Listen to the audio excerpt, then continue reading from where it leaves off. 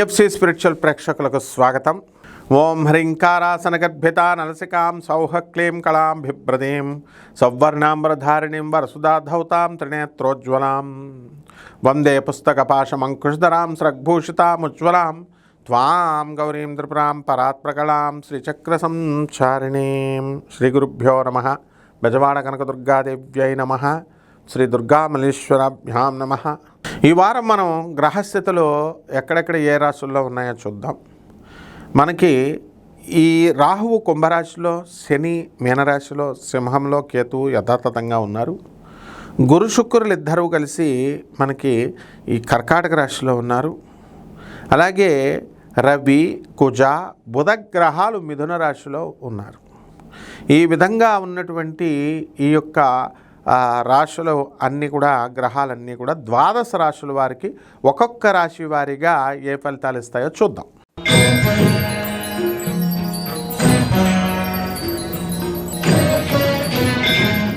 కుంభరాశి వారికి అందరికీ కూడా ఏలినట్సన్ జరుగుతోంది. దీనివల్ల అన్ని పనులు కూడా చకచక అవ్వాల్సిన పనులు లేటుగా అవుతున్నాయని అనుకుంటున్నారు. కాదు, బ్రహ్మాండంగా మీ పనులన్నీ కూడా ముందుకు వెళ్ళడం జరుగుతున్నాయి. అయితే గురుడు 5వ ఇంట్లోకి వచ్చాడు కదండి, ఆయన వెళ్ళిపోయాడు కదండి, మాకు 6లోకి వచ్చేసాడండి, బాగాలేదండి అనుకునేటటువంటి వాళ్ళు మీరు చాలా తప్పుగా ఆలోచిస్తున్నారు. మీకు చెప్పినటువంటి వాళ్ళంతా తప్పుగా చెప్పారు. బ్రహ్మాండంగా మీ యొక్క శత్రుపీడ అనేటటువంటిది పోతుంది. ఎవడకు కావాలండి శత్రుపీడ, మాకు కావాల్సిన ఈ డబ్బులండి అని అడిగేటటువంటి వాళ్ళకి విపరీతమైనటువంటి ఆదాయం వస్తుంది.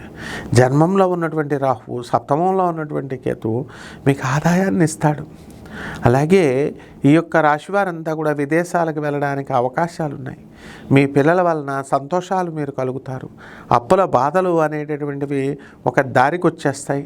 అప్పులు బ్రహ్మాండంగా మీరు తీర్చేయడం అనేటటువంటివి జరుగుతాయి.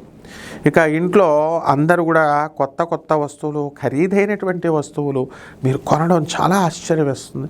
మీ పక్కింటి వాళ్ళు మీకు దిష్టి పెట్టేయడం, మీ చుట్టాలందరూ కూడా మీకు దిష్టి పెట్టేయడం జరుగుతుంది. ఈ విధంగా మీరు గిష్టులు ఉండవు, చెతబళ్ళు గితబళ్ళు ఉండవని మేము ఎంత చెప్తున్నా సరే మళ్ళీ దిష్టి ఉందండి అని చెప్పి జ్యోతిష్కులకి అందరికీ కూడా, మంత్రగాళ్ళకి, కపట బ్రహ్మల, కపట జ్యోతిష్కుల, కపట మంత్రగాళ్ళకి ఫోన్లు చేసి డబ్బులు దొబ్బెట్టుకుంటారు మీరు. కాబట్టి ఇలాంటి పనులన్నీ కూడా చేయకండి.